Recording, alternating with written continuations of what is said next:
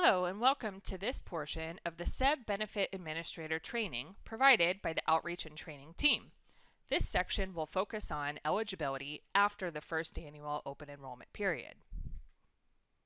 The rules that govern the eligibility section will be found in WAC 182-31-040 and WAC 182-30-130.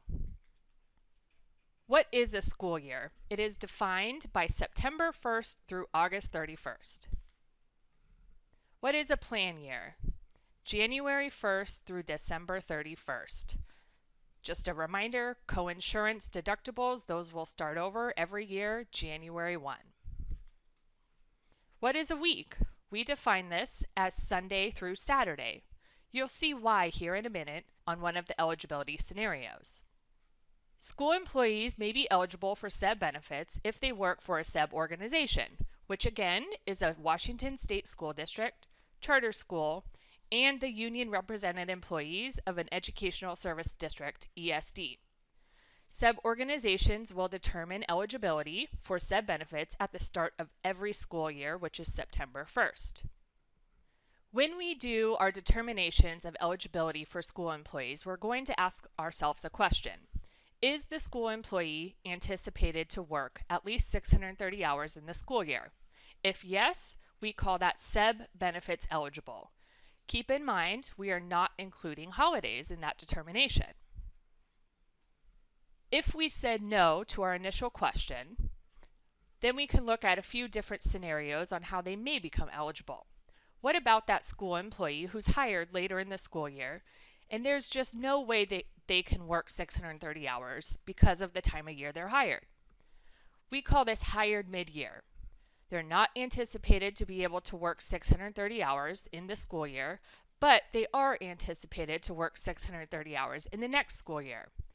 We have two different ways we can look at that for a 9 to 10 month employee and a 12-month employee. Also, a school employee who works multiple positions within your SEBB organization, we call that stacking hours. Now let's take a look. A 9 to 10 month school employee.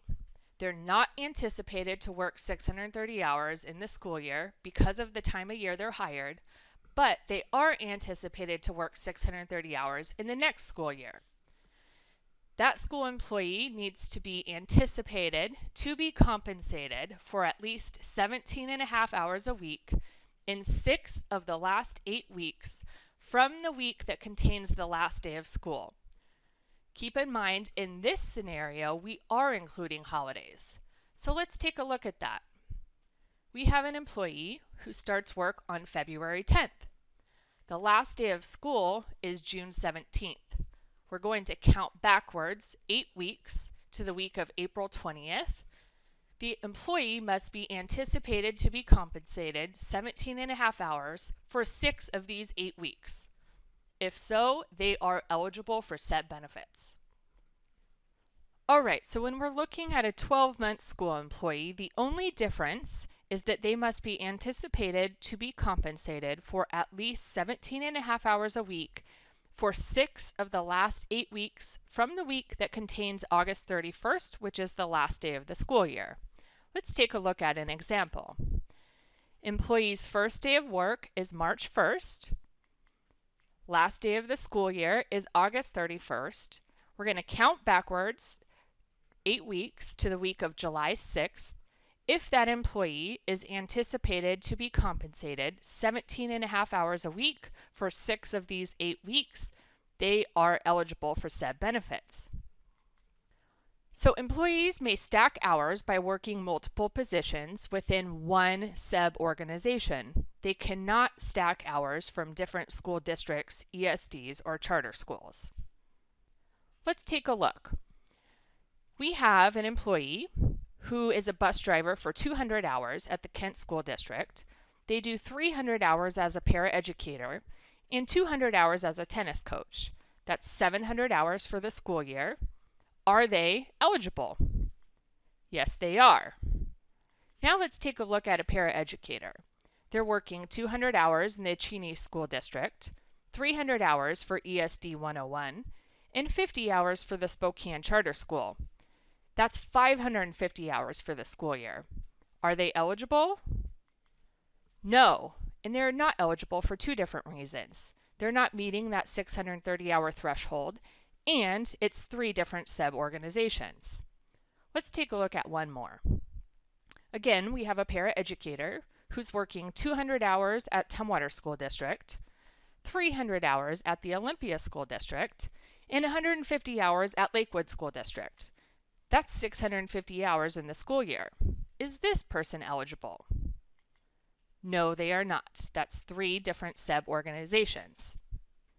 So a school employee who we initially said no to at the start of the school year, they're not anticipated to work 630 hours, may become eligible if their employer revises their work pattern in such a way that now they are anticipated to work 630 hours in the school year.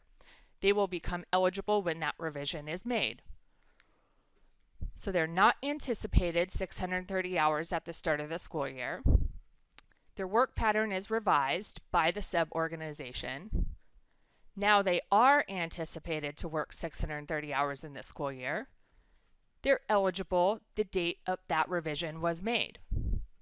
We also have a work pattern change. So we said no at the start of the school year. School employees not anticipated to work 630 hours in the school year. But then we see maybe sometime in March that employee actually worked 630 hours. They are eligible on the day that 630 hours worked is reached. They're not anticipated at the start of the school year. We see on March 23rd, they actually reached 630 hours worked. They are eligible on March 23rd. Also, if we said no at the start of the school year, the employee is not anticipated 630 hours in this school year, we're going to take a look at the last 2 school years. Did that employee work the last 2 school years at least 630 hours in each of those 2 school years? And are they returning to the same type of position in the same SEB organization? If so, they're presumed eligible. The SEB organization may rebuke this by notifying the school employee in writing of the specific reasons why the employee is not anticipated to work 630 hours in the upcoming school year. Benefits will continue from one school year to the next if the school employee is enrolled in SEB benefits at the end of the school year. They're anticipated to work at least 630 hours in the next school year for the same SEB organization. No new elections will be made. What about a transferring employee? If the employee is enrolled in SEB benefits at the original SEB organization and they're moving to the new SEB organization and are determined eligible at the new SEB organization without a 1 calendar month break-in coverage, their benefits will continue uninterrupted. No new elections will be made. If the employee does experience a break-in coverage, they will have to establish eligibility with the new SEB organization. If your SEB organization negotiates to provide benefits for school employees who are working below 630 hours, the range is somewhere between 180 and 629, would have to be defined in a collective bargaining agreement and would need to be submitted to the SEB program no later than September 1st of each school year. If you have a collective bargaining agreement that provides benefits for those folks, they would be considered locally eligible. The information for this group of school employees can be found under WAC 182-30-130. Now let's talk about when this coverage begins. As a reminder, the date of eligibility is when a school employee becomes eligible for the employer contribution. The effective date is the date benefits begin. Let's ask ourselves, can the date of eligibility and effective date be the same date?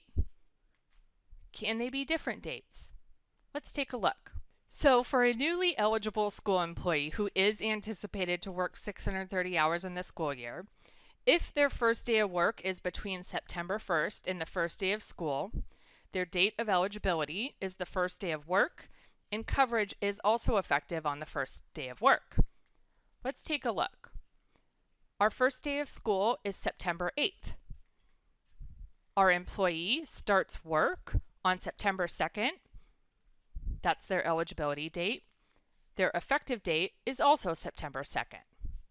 Again, September 8th is our first day of school. What if our school employee starts on the first day of school? Their eligibility date is September 8th.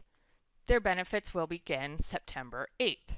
If a newly eligible school employee's first day of work is any other day of the school year, or if they're regaining eligibility following a period of leave, they're eligible on their first day of work, and their coverage is effective on the first day of the following month. So, what about an employee whose first day of work is August 26th? Their eligibility date is going to be September 1st. That's the first day of the new school year. Their effective date will also be September 1st. This is a little bit of a different example here. We're showing that an employee who's hired at the end of August would be eligible and have their benefits begin September 1st. What about a newly eligible school employee whose first day of work is October 1st? Their eligibility date is October 1st. Their effective date is November 1st, first day of the following month.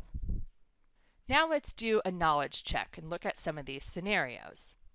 Bill is a new school employee. Bill's first day of work is September 2nd. The first day of school is September 4th. Bill is anticipated to work 630 hours in the school year. When is Bill eligible for benefits?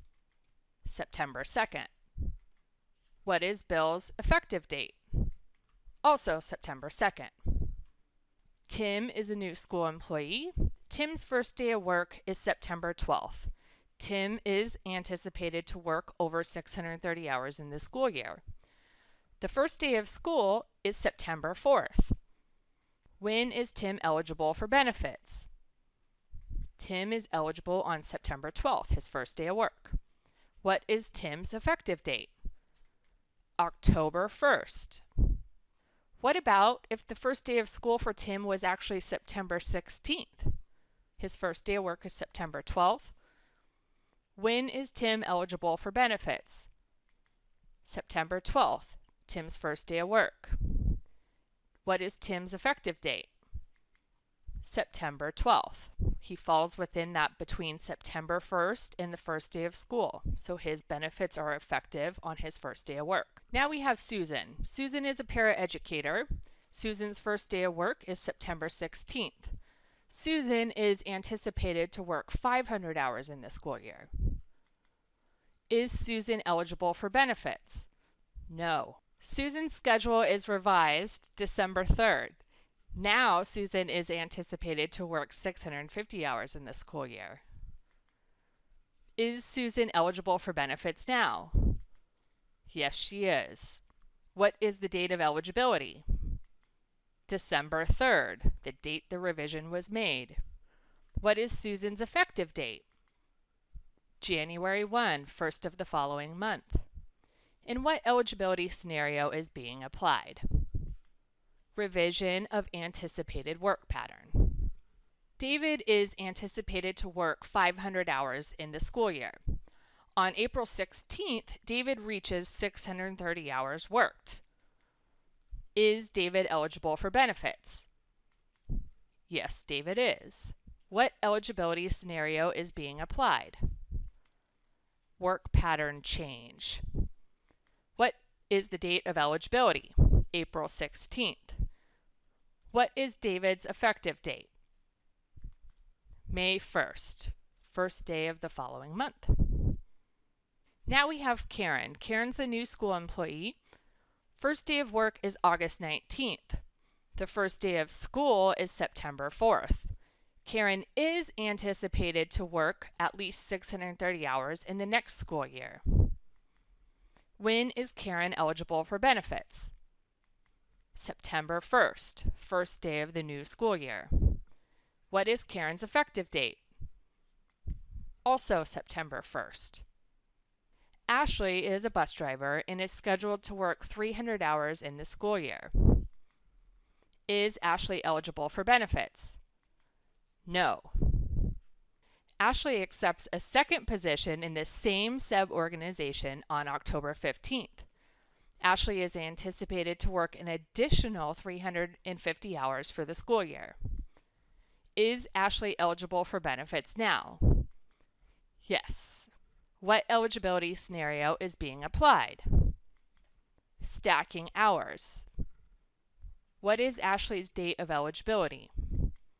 October 15th. What is Ashley's effective date? November 1st.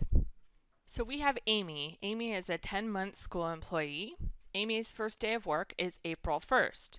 Amy is not anticipated to work 630 hours this school year, but Amy is anticipated to work 630 hours in the next school year. Is Amy eligible for benefits? We might need a little bit more information. Amy is anticipated to be compensated for at least 17 and a half hours in 6 of the last 8 weeks that contain the last day of school. Is Amy eligible for benefits? Yes. What eligibility scenario is being applied?